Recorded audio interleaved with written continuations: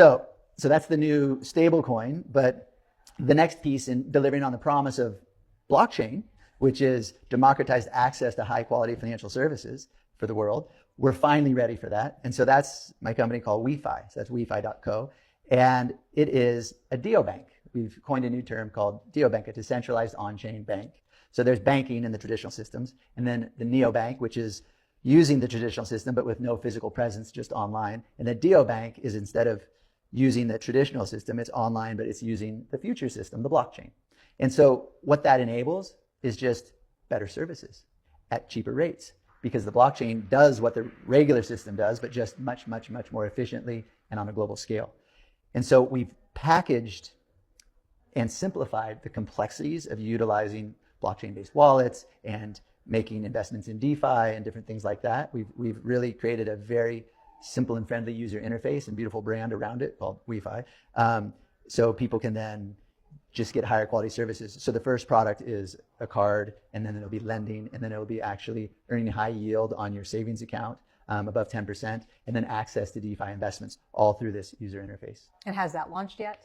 That's launched. Okay. Yeah. And the beauty of WEFI is we're also putting the community first, and WEFI is truly delivering on the promise of Web3, which is ensuring the community is the one that gets rewarded for participation. So there's a token. So we have an ITO, which is an initial technology offering, and people can buy into that, which mines WEFI tokens, which power the network and provide all the rewards. And since we're doing that type of sale, because then tens of thousands of people, and soon over 100,000 people, will be investors and customers. Because while we do provide very efficient banking services in a very beautiful package, there are a lot of people providing banking services. So how do you get ahead in that?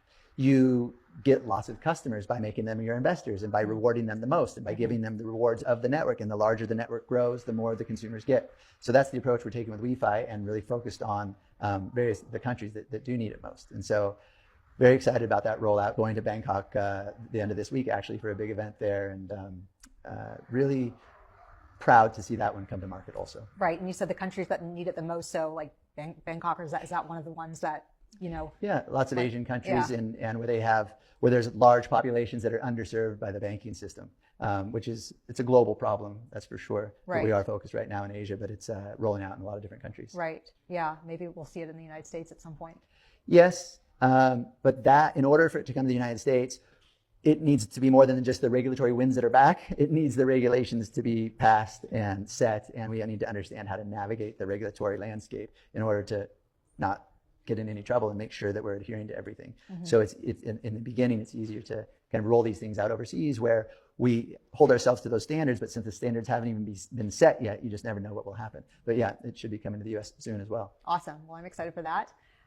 So in terms of stable coins and innovation, or just things that you're excited about moving forward, what do you want our listeners to know about, besides the projects that you're now doing? Yeah, no, thanks for letting me share about that. Yeah. Look, I'll tell you, for the user, the future is bright. And so AI, massive impact on everything. And to me, AI is going to have a significant impact on the blockchain and our ecosystem and how people interact with the ecosystem.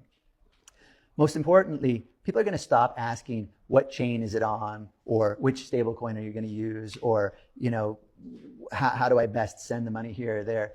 They're not going to care anymore, because they're going to ask their AI, or I should say, tell their wallet. It won't even be their AI. They're literally going to talk to their wallet and say, do this, like send $10 to my friend in Japan. Send it in the fastest, cheapest way. They're not going to care which stablecoins used or which networks used or anything else. People are going to finally start focusing on getting done what they want done versus how to get it done. So what do people want done? They want to make payments. They want to make investments. They want to be involved in different communities. And right now, to make payments and do investments in the crypto space, it's complicated, especially if you want to do self-custody. It's very complicated. There's lots of risks. You might lose your password. You might get hacked.